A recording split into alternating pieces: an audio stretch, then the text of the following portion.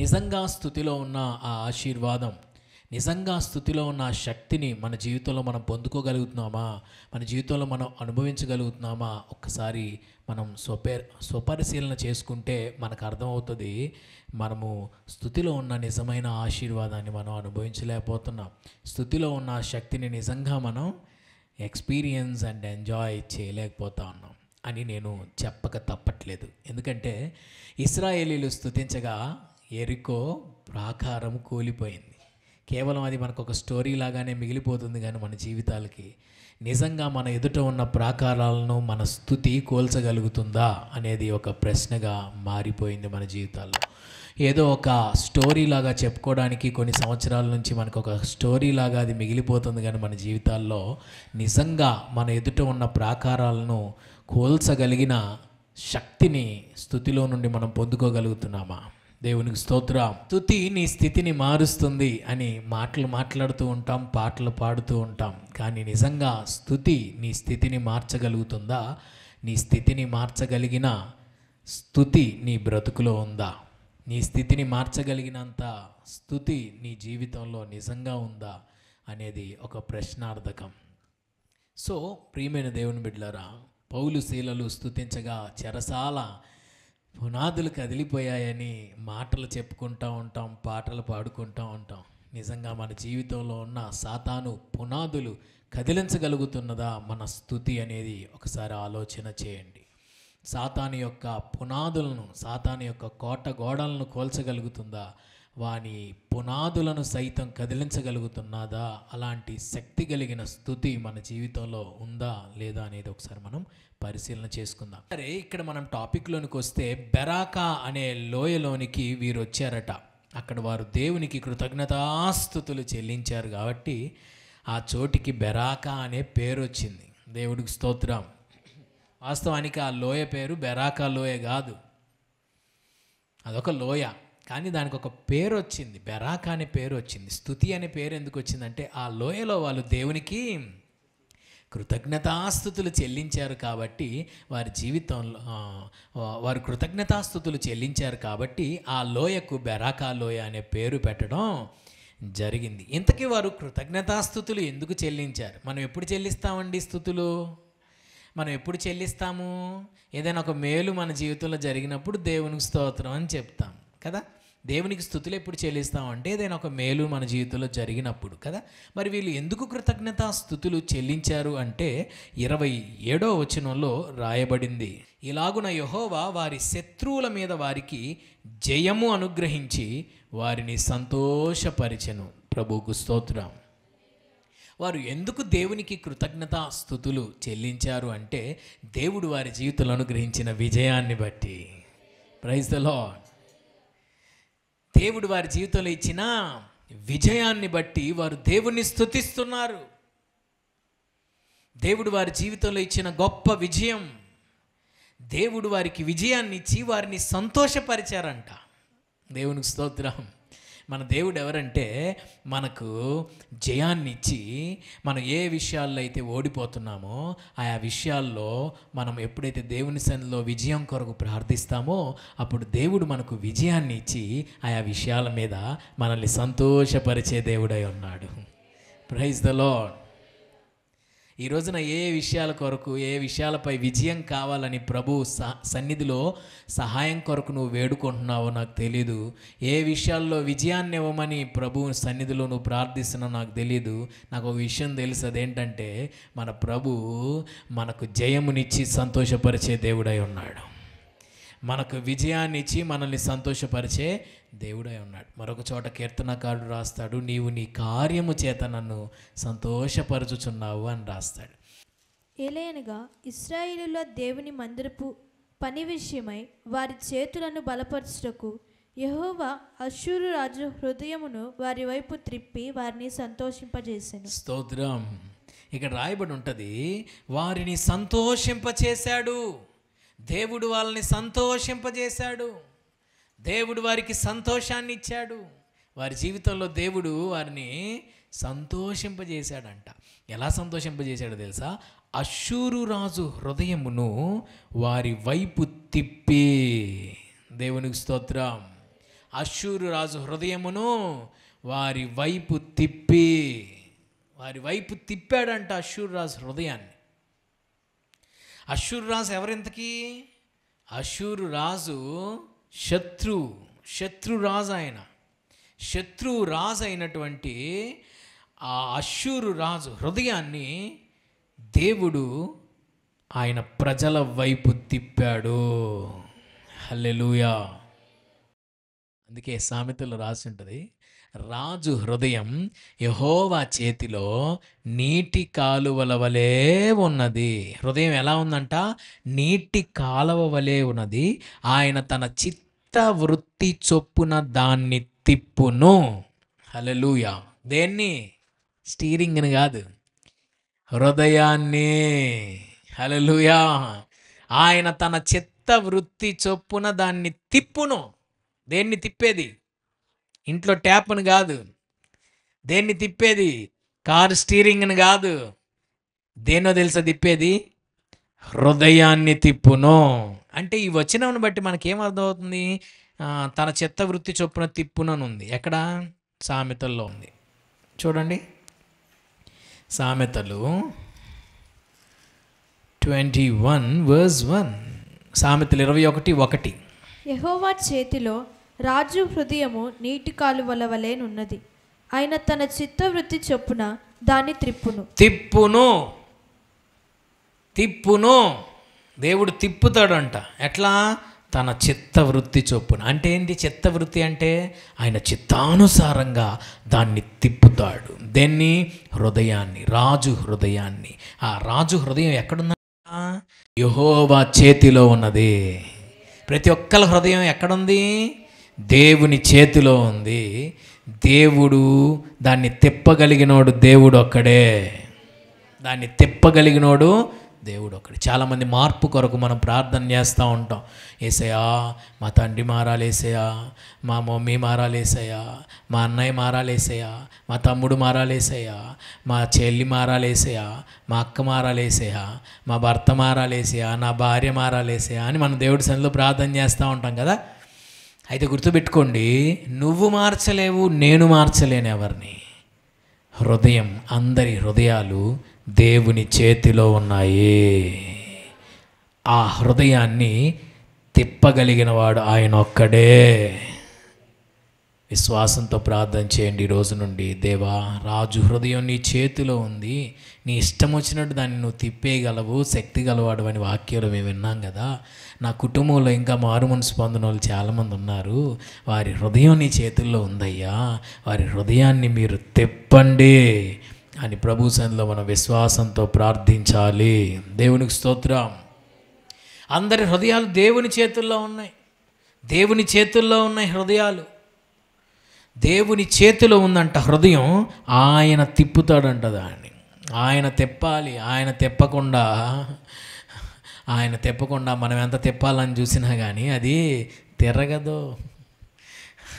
ఆయన తిప్పకుండా మనం ఎంత తిప్పాలని చూసినా తిరగదు అది కదా. కొన్నిసార్లు ఇంట్లో ట్యాపులు చెడిపోతూ ఉంటాయి కదా. కొన్ని బోల్ట్లు బాగా ఫిట్ అయిపోతూ ఉంటాయి. మనకేమో వర్క్ చేత కదా, మనం ఏమో తిప్పాలని చూస్తూ ఉంటాం, అదేమో తిరగదు చావదు. ఎందుకని మన చేతుల్లో బలం ఏడు ఉండి వచ్చింది. మన చేతుల్లో అంత పట్టు లేదు కదా. ట్రై చేస్తాం, అది తిరగదు. అంతలోకి అసలు వాళ్ళు వస్తారనమాట. ఎవరు? పని వాళ్ళు అనమాట. దానికి సంబంధించిన వర్క్ ఉన్నవాళ్ళు, పని ఉన్నవాళ్ళు వస్తారు. వాళ్ళు వచ్చి తిప్పంగానే అన్నీ తిరిగిపోతుంది. ఎందుకంటే వాళ్ళ దగ్గర ఆ స్టామినా ఉంది. మన దగ్గర అంత స్టామినా ఉండదు కదా, తిరగదు అనమాట. అట్లనే తిప్పాల్సినోడు వచ్చి తిప్పినప్పుడే తిరిగిపోద్ది. అట్లనే హృదయాన్ని మనం తిప్పలేమండి, తిప్పాల్సిన వాడు రావాలి. ఆయన నజరేయుడైన యేసు. మన వంతు ప్రార్థన చేయటమే, హృదయాన్ని తిప్పే పని ఆయనదే. ఆయన తిప్పాడు అనుకో, ఇక మళ్ళీ అది వెనక్కి తిరగదు అన్నాడు. దేవునికి స్తోత్రం. ఇక్కడ రాయబడింది, అష్షూరు రాజు హృదయమును వారి వైపు తిప్పి వారిని సంతోషపరిచిన దేవునికి స్తోత్రం. తన ప్రజలను సంతోషపరచడానికి అష్షూరు రాజు లాంటి కఠినమైనటువంటి హృదయం గలవాడిని కూడా తిప్పేశాడంట.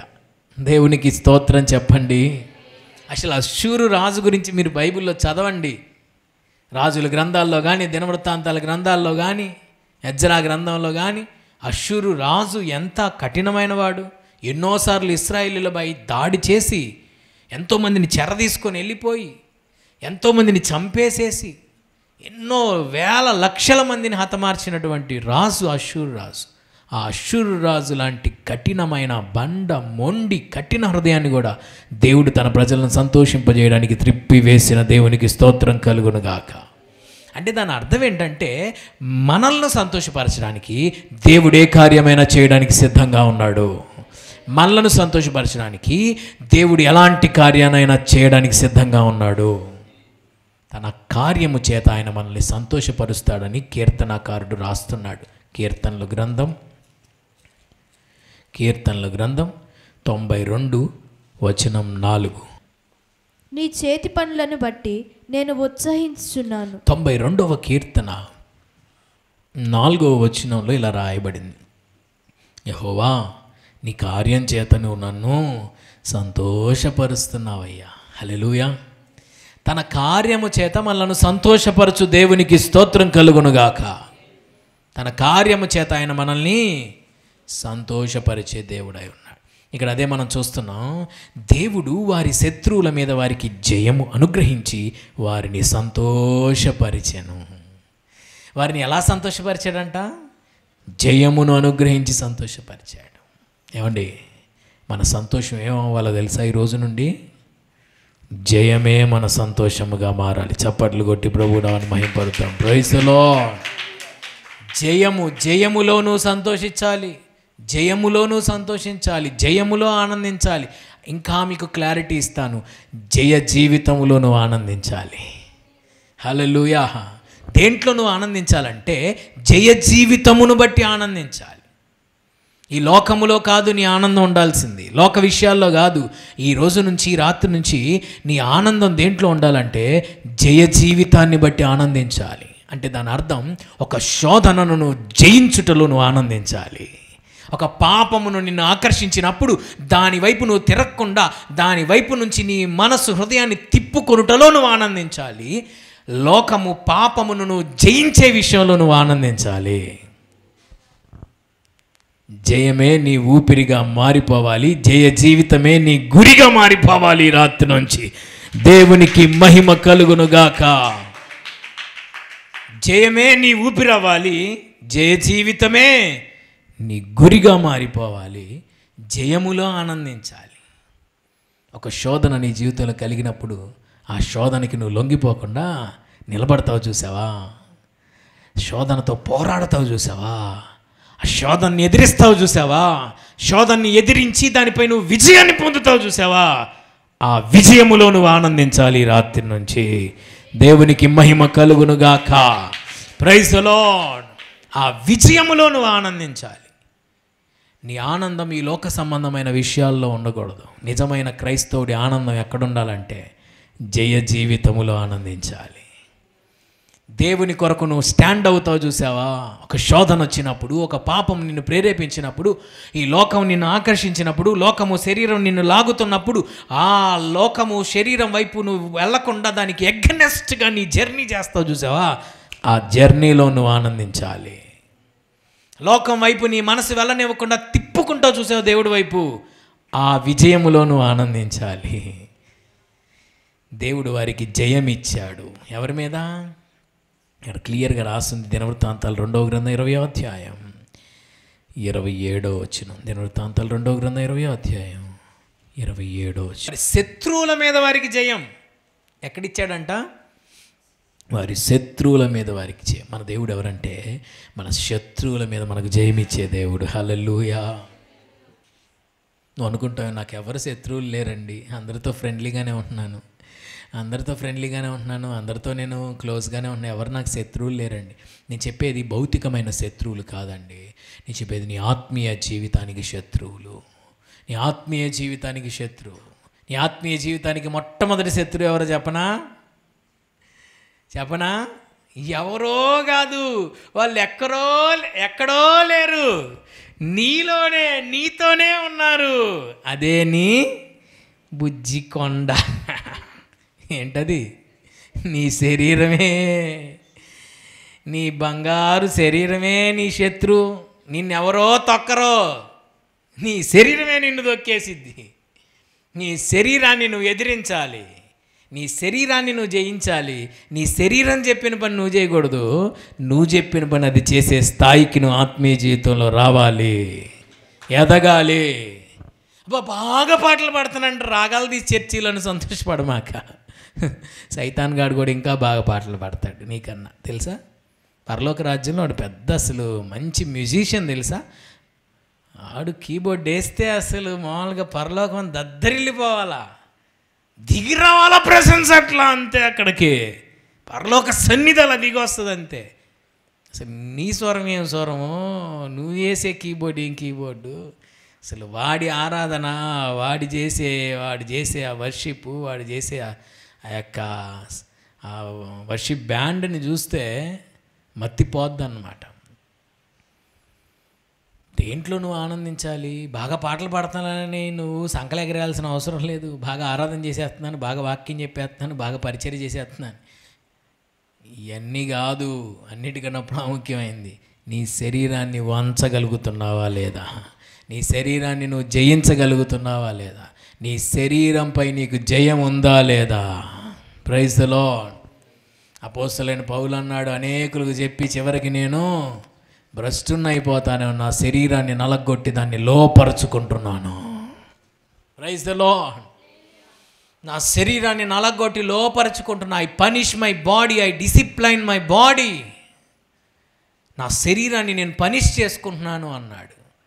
శరీరం కొంచెం బలహీనతగా ఉందని చెప్పి వెంటనే దానికి లోబడిపోయామంటే ఇంక నీ మాట వినిద్ది. అది బలహీనతను ఏం చేయాలి?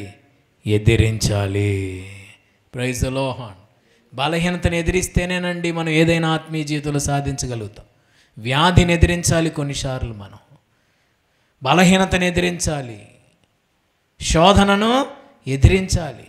ఎదిరించకుండా ఆ దేవుడు తెలుసులే నా బలహీనత అని ఆ బలహీనతకు లొంగిపోయామనుకో, దేవుని ప్రజెన్స్ని మన జీవితంలో పోగొట్టుకుంటాం, దేవుని అభిషేకాన్ని మన జీవితంలో పోగొట్టుకుంటాం, దేవుని ఆశీర్వాదాన్ని మన జీవితంలో పోగొట్టుకుంటాం, ఎన్నో ఆత్మీయ మేలులను మన జీవితంలో మనం పోగొట్టుకుంటాం.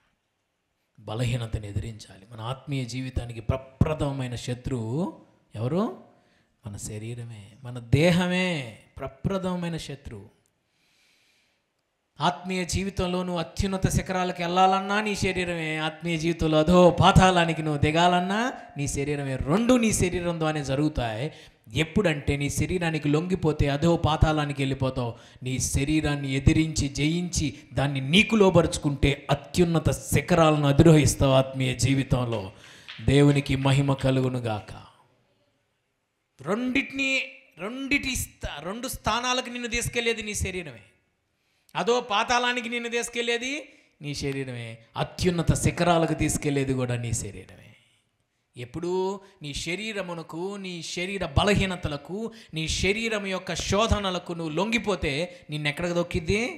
అదో పాతాళానికి నిన్ను దొక్కేస్తుంది. అదే నీ బాడీని పనిష్ చేసుకుంటూ, స్ట్రెయిన్ చేసుకుంటూ, నీ బాడీని నీవు డిసిప్లైన్ చేసుకుంటూ, నీ శరీరమును, నీ బలహీనతలను ఎప్పుడైతే నువ్వు అధిగమించి ఎదిరించి నీ కంట్రోల్లోకి తీసుకోగలుగుతావో అత్యున్నత శిఖరాలకు వెళ్ళిపోతావు ఆత్మీయ జీవితంలో. దేవునికి మహిమ కలుగునుగాక. Praise the Lord. అయితే నువ్వు భయపడాల్సిన అవసరం లేదు, ఇదంతా నువ్వే చేయాల్సిన అవసరం లేదు. పరిశుద్ధాత్ముడు కూడా నీకు సహకారిగా ఉంటాడు. Holy Spirit God is also with you to help you. పరిశుద్ధాత్మ దేవుడు కూడా నీకు ఉంటాడు హెల్ప్ చేయడానికి.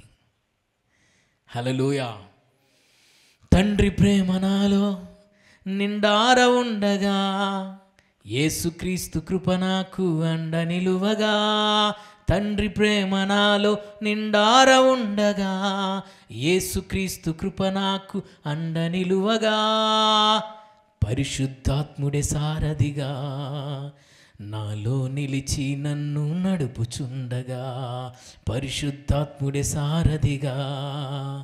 నీలో నిలిచి నిన్ను నడుపుచుండగా, జయమే నా ఊపిరి, జయ జీవితమే నా గురి, జయమే నా ఊపిరి, జయ జీవితమే నా గురి. హల్లెలూయా. పరిశుద్ధాత్ముడే సారథిగా నీలో నిలిచి నిన్ను నడిపిస్తాడు. హోసన్న పాడెదను, యేసుతో సాగెదను. హోసన్న పాడెదను, యేసుతో సాగెదను. హోసన్న స్తుతి జయధ్వనులతో ప్రాకారములనే కూల్చెదను. హోసన్న స్తుతి జయధ్వనులతో ప్రాకారములనే కూల్చెదను. ఆరాధనా స్తుతి ఆరాధన, ఆరాధనా స్తుతి ఆరాధన, ఆరాధనా స్తుతి ఆరాధన, ఆరాధనా స్తుతి ఆరాధన. జయమే నా ఊపిరి, జయ జీవితమే నా గురి, జయమే నా ఊపిరి, జయ జీవితమే నా గురి. Praise the lord. పరిశుద్ధాత్ముడే సారథిగా మనలో నిలిచి మనల్ని నడిపిస్తాడు. హోసన్న పాడెదను, యేసుతో సాగెదను. యేసుతో కలిసి సాగాలి మన పయనం. పరిశుద్ధాత్ముడు సారథిగా సాగాలి మన పయనం. అప్పుడే మన జీవితంలో అత్యధికమైన విజయాన్ని మన శత్రువులపై మనం చూస్తాము. Without the help of the Holy Spirit, without the fellowship of Jesus Christ, యేసుక్రీస్తు లేకుండా, పరిశుద్ధాత్మ దేవుని సహాయం లేకుండా మనం శత్రువులపై విజయాన్ని పొందలేం. దేవునికి స్తోత్రం. సో కాబట్టి నీ శత్రువుపై నీకు ఆయన జయమిచ్చునుగాక. కొన్నిసార్లు మన ఆత్మీయ జీవితానికి శత్రువు ఎవరండి? మన శరీరమే మన ఆత్మీయ జీవితం శత్రువు. నీ శరీరాన్ని నువ్వు లోపరుచుకోవాలి. నీ శరీరాన్ని నువ్వు లోపరుచుకోవాలి. అదే కదా అపోస్తలుడైన పౌలు అన్నాడు, నా శరీరమును నలగొట్టి దాన్ని లోపరుచుకుంటున్నా. I take it under my control అన్నాడు. Under my control. ఆ శరీరం నీ కంట్రోల్లోకి రావాలి, నువ్వు దాని కంట్రోల్లో ఉండకూడదు. Praise the Lord. నీ శరీరము, నీ మనస్సు నీ కంట్రోల్లోకి రావాలి. నీ కంట్రోల్ ఏందండి? నీ శరీరం ఏందండి? మళ్ళీ నీ కంట్రోల్ ఏందండి? పిచ్చెక్కిస్తున్నారు పాస్టర్ గారు అనుకోమాకండి. నీ శరీరము, నీ మనసు నీ కంట్రోల్లోకి రావాలంటే, నీ కంట్రోల్ అనగా నీ ఆత్మస్వాధీనంలోనికి రావాలి. నీ మనసు నీ ఆత్మస్వాధీనంలోనికి రావాలి. నీ శరీరం నీ ఆత్మస్వాధీనంలోనికి రావాలి. అది నీ కంట్రోల్లోకి రావడం అండి. అదే అంటున్నాడు, నా శరీరమును లోపరుచుకుంటున్నాను. I take it under my control. I take it under my control. నా కంట్రోల్లోకి తెచ్చుకుంటున్నాను, లోపరుచుకుంటున్నాను. లోపరుచుకొనుట, లోపరచబడుట. ఏ అనుభవంలో మీరున్నారో ఒక్కసారి ఆలోచన చేయండి. లోపరుచుకునే అనుభవంలో ఉన్నావా? లోపరచబడే అనుభవంలో ఉన్నావా? ఒకవేళ లోపరచబడే అనుభవంలో నువ్వు ఉన్నట్లయితే ఈ రాత్రి దేవుడు లోపరుచుకునే అనుభవంలో నుండి, లోపరచబడే అనుభవంలో నుండి లోపరుచుకునే అనుభవంలోనికి దేవుడు నిన్ను తీసుకొచ్చును గాక. చెయ్యి పట్టి హల్లెలూయా, దేవునికి స్తోత్రం, ఆమేన్. లోపరచుకొనుడి. ఆదికాండం 1వ అధ్యాయంలో దేవుడు మనకిచ్చిన ప్రామిస్ అండి. లోపరచబడండి అన్లా. అసలు ఆదికాండం 1వ అధ్యాయంలోనే దేవుడు మనకిచ్చిన అథారిటీ ఏంటో తెలుసా? ఆదికాండం 1వ అధ్యాయం 28వ వచనం. లోపరచుకోండి. దేవుడు ఆదిలోనే మనకిచ్చిన అథారిటీ అంటే అధికారం ఏంటి? లోపరచుకోండి. లోపరచుకోమని చెప్పాడు, అంతేగాని లోపరచబడండి అని చెప్పాలి. లోపరచుకోండి. దేన్ని లోపరచుకోవాలి? నీ శరీరాన్ని లోపరచుకోవాలి. పరిశుద్ధాత్మ శక్తి ద్వారా నీ శరీరాన్ని నువ్వు లోపరుచుకోవాలి. పరిశుద్ధాత్మ శక్తి ద్వారా నీ మనసును నువ్వు లోపరుచుకోవాలి. పరిశుద్ధాత్మ శక్తి ద్వారా నీ హృదయాన్ని నువ్వు లోపరుచుకోవాలి. లోపరుచుకునే అనుభవంలోనికి పరిశుద్ధాత్ముడి రాత్రి చేయి పట్టి మనల్ని తీసుకుని వెళ్ళునుగాక. సమస్తమును మనం లోపరుచుకుందుముగాక. సమస్తమును లోపరుచుకుందుముగాక. అన్నిటినీ లోపరుచుకునే ఆ శక్తి, కృప, అభిషేకం దేవుడు మనకు అనుగ్రహించునుగాక. మన ఆత్మీయ జీవితానికి మొదటి శత్రువు ఎవరు? మన శరీరం. రెండో శత్రువు ఎవరో తెలుసా? మన నిద్ర. రెండో శత్రువు ఎవరు? నిద్ర. నిద్ర నిద్ర మీకు ఒక మంచి విషయం చెప్తా వినండి. చాలామంది అనుకుంటారు, నాకు 8 గంటలు నిద్రపోయినా సరిపోవట్లేదండి, నాకు 10 గంటలు నిద్రపోయినా సరిపోవట్లేదండి. ఆ 10 గంటలు నిద్రపోయి లేచినా ఏదో వెలితి, ఇంకా చాలలేదు నిద్ర. పట్టింది నీకు బాగా. ఏంటిది అది? నిద్ర దయ్యం. 10 గంటలు నిద్రపోయినా ఇంకా కాసేపు పడుకోవాలనిపిస్తుందండి పాస్టర్ గారండి, ఇంకా చాలేదండి, సాటిస్ఫాక్షన్ లేదండి మా మైండ్కి. 10 గంటలు నిద్రపోయినా నాకు ఇంకా తృప్తి లేదండి, నిద్రపోయినా తృప్తి లేదండి. మళ్ళీ దానికి కవరింగులు, సరిగ్గా నిద్రపట్టలేదండి పాస్టర్ గారండి రాత్రి, అందుకేనండి నేను ఎంతసేపు నిద్రపోతున్నానండి, అందుకే లేటుగా లేచాను, సరిగ్గా నిద్రపట్టలేదండి, నాకు నిద్రపట్టలేదండి. చాలే నీ కవరింగ్ లాపు. దేవుడు నీ కృపనిస్తే 10 గంటల నిద్ర అవసరంలా, 5 గంటల నిద్రలోనే 10 గంటలంత దేవుడు తృప్తి గల నిద్ర నీకు ఇస్తాడు. దేవునికి మహిమ కలుగును గాక. అంటే మరి ఇప్పుడు అన్నింటికి లెగుతున్నారా మీరు, 10ంటికి లెగిసావా అని అంటారు కదా, అందుకని మరి ఏదో ఒకటి కవర్ చేయాలి కదా.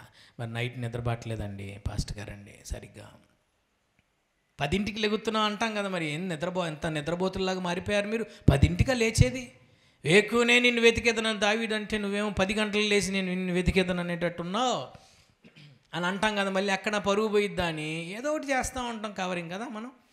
కానీ నిజంగా చెప్పనా దేవుని కృప నీవు పొందుకుంటే నీకు చాలా తక్కువ సమయం స్లీప్ తీసుకున్నా నీకు సాటిస్ఫాక్షనల్ స్లీప్ దేవుడిస్తాడు. నీకు లేచిన తర్వాత ఇంకా కాసేపు నిద్రపోవాలని కానీ, ఇంకా నాకు సరిపోలేదే నిద్ర అని కానీ ఈ ఫీలింగ్స్ ఉండవు. నీకు full of activeness and full of satisfaction ఇచ్చేస్తాడు ఆయన. Full of activeness and full of satisfaction, సంపూర్ణమైన సంతృప్తి ఉంటుంది. నేను చక్కగా తృప్తిగా నేను నిద్రపోయానన్న ఫీల్ ఉంటుంది. And also full of energy, full of activeness. తక్కువ నిద్రపోయినా ఆయన కృపను నువ్వు పొందుకుంటే నీకు చాలాసేపు నిద్రపోయినా రానంత యాక్టివ్నెస్ వస్తుంది. నిద్ర లేవంగానే ఎక్కడ లేని ఎనర్జీ వచ్చేస్తుంది. అది దేవుడు నీకు ఇస్తాడు. స్తోత్రం చెప్పచ్చు కదా. అయితే ఇది నేను చెప్పంగానే జరగదు, అది దేవుని సన్నిధిలో దీని విషయం కూడా మనం ప్రార్థన చేయాలి. అలాంటి కృపను నాకు ఇవ్వమని దేవుని సన్నిధిలో నువ్వు పోరాడగా ఆ కృప నీకు అనుగ్రహింపబడుతుంది. అదొక కృప అండి. చాలామంది దైవజనులు చెప్తూ ఉంటే నేను విన్నాను, నేను రోజుకు 4 గంటలే నిద్రపోయేదని చెప్పారు. మరి 20 గంటలు ఎలా యాక్టివ్గా పనిచేస్తున్నారు? That is call the grace of the lord. అదే దేవుని కృప. అదేంటండి ఎలా సరిపోతుంది మీకు 4 గంటలు అంటే? అదే మరి కృప. మీకేం మధ్యలో అసలు అలసటగానే ఏమనిపించదు, ఏమి లేదు, వెరీ యాక్టివ్, రోజంతా వెరీ యాక్టివ్. ఎక్కడి నుంచి వస్తుంది ఆ యాక్టివ్నెస్? దేవుడి కృప నీకు ఇస్తుంది. అదే నేను చెప్తున్నా, కృప ఉంది, నీకు భయపడొద్దు. ఆయన చాలిన కృప ఉంది, అది పొందుకోవడం నీ వల్ల కావట్లేదు, కానీ నువ్వు భయపడాల్సిన అవసరం లేదు. బలహీనతను బట్టి మొరపెట్టిన పౌలుకి ఏమని చెప్పాడు? My grace is sufficient for you. నా కృప నీకు చాలు. ఆ కృపను పొందుకోలేకపోతున్నా, ఆ కృపను నువ్వు అడిగి పొందుకో, సమస్తముపై నువ్వు విజయాన్ని పొందుతావు. సమస్తంపై విజయాన్ని ఇస్తుంది నీకు కృప. సమస్తమును నీకు అనుకూలంగా మార్చేస్తుంది ఆ కృప. ఆ కృపను నువ్వు అడిగి పొందుకోవాలి. మూడవది, మన ఆత్మీయ జీవితానికి 3వ శత్రువు. మొదటిదేంటి? శరీరం. 2 నిద్ర. 3వది అపవాది. అందుకనే పేతురు పత్రికలో రాస్తాడు, మీ విరోధి అయిన అపవాది. మీ విరోధి అయిన అపవాది. రెఫరెన్స్ ఎక్కడమ్మా? ఎక్కడుంది? అక్కడేనా? ఎక్కడ రెఫరెన్స్? ఎక్కడ? అది ఉన్న చోటేనా? చెప్పండి. ఎన్నిసార్లు విన్నారు దుష్టులారా? ఎన్నిసార్లు విన్నారు? ఎన్నిసార్లు చెప్పాను? పేతురు రాసిన మొదటి పత్రిక 5వ అధ్యాయం. గుర్తుంచుకోవాలి. వాళ్ళు వీళ్ళు అన్న మాటలు కాదు గుర్తుపెట్టుకోవాల్సింది, దేవుడి వాక్యాన్ని గుర్తుపెట్టుకోవాలి. ఏడ్చేవాళ్ళే. పేతురు రాసిన మొదటి పత్రిక 5వ అధ్యాయము ఎన్నో వచనం? 8వ వచనం. నిబ్బరమైన బుద్ధి గలవారై మెలకువగా ఉండుడి. మీ విరోధి అయిన అపవాది గర్జించు సింహము వలె ఎవరిని మృంగుదునా అని వెతుకుచూ తిరుగుచున్నాడు. Praise the Lord. మీ విరోధి అయిన అపవాది. విరోధి అనగా ఎనిమి, నీ శత్రువు. నీ ఆత్మీయ జీవితానికి ఒక శత్రువు ఉన్నాడు. శత్రువు ఉన్నాడని తెలిసి కూడా మనం ఏడబడితాడు తిరిగామనుకో, సెంటర్లో పడిద్ది మెడ మీద. ఏంటిది? గొడ్డలి. తెగిద్ది మెడ, కింద పడిద్ది, బ్రెయిన్ బయటకు వస్తుంది. శత్రువు పొంచుకొని ఉన్నాడని తెలిసి కూడా నువ్వు జాగ్రత్తగా ఉండలేదనుకో, ఏమైద్ది? మెడ మీద పడిద్ది అన్నమాట కత్తి. ఏడబడిద్దమ్మా? మెడ మీద పడిద్ది. శత్రువు ఉన్నాడని కూడా తెలిసి కూడా మనం జాగ్రత్తగా ఉండకపోవడం ఎంత బుద్ధిహీనత అండి. సరే, తెలియకుండా వాడి ఊరుల్లో చిక్కుంటే అయ్యో నాకు తెలియదండి అనుకోవచ్చు. శత్రువు అక్కడ కాసుకొని ఉన్నాడు, అక్కడ పొంచేసుకొని ఉన్నాడు, కత్తి తీసుకొని రెడీగా ఉన్నాడు అని చెప్పేసి తెలిసి కూడా ఆడికెళ్ళి మెడబెట్టామనుకో, ఏమైందండి? ముద్దు పెడతాడా శత్రువు? ఏం చేస్తాడు? కనికరం లేకుండా కొడతాడు మెడ మీద కదా. సో అందుకనే మన ఆత్మీయ జీవితానికి ఒక శత్రువు ఉన్నాడు, నిన్ను నాశనం చేయడానికి పొంచి ఉన్నాడు. నీ ఆత్మీయ జీవితాన్ని పాడు చేయడానికి, దేవుల్లో నిన్ను పడగొట్టాలని, దేవుని కృపలో నుండి నిన్ను తొలగించాలని, ఆయన సంకల్పంలో నిన్ను తొలగించాలని, ఆయన ఆశీర్వాదం నువ్వు పొందుకోకుండా చేయాలని, దేవుని నుంచి నిన్ను ఏడవాలని దూరంగా వాడు ఎప్పుడు పన్నాగాలు పన్నుతూనే ఉంటాడు. నీ మీద అగ్ని బాణాలు వదులుతూనే ఉంటాడు. మనం జాగ్రత్తగా ఉండాలి. అందుకే బైబిల్ చెప్తుంది, నిబ్బరమైన బుద్ధి గలవారే చాలా అలర్ట్గా ఉండండి. మెలకువగలిగి ఏం చేయాలి? కళ్ళు తెరుచుకుని అలా చూస్తూ ఉండమని మన అర్థం. మెలకువగలిగి ఉండమంటే మెలకువగలిగి ప్రార్థన ప్రార్థన ప్రార్థన, నిరంతరం ప్రార్థన చేస్తూ ఉండాలి. నిరంతరం దేవుణ్ణి స్తుతిస్తూ ఉండాలి. నిరంతరము దేవుణ్ణి ప్రార్థిస్తూ ఉండాలి. నిరంతరము మనం పోరాడుతూ ఉండాలి. Praise the lord.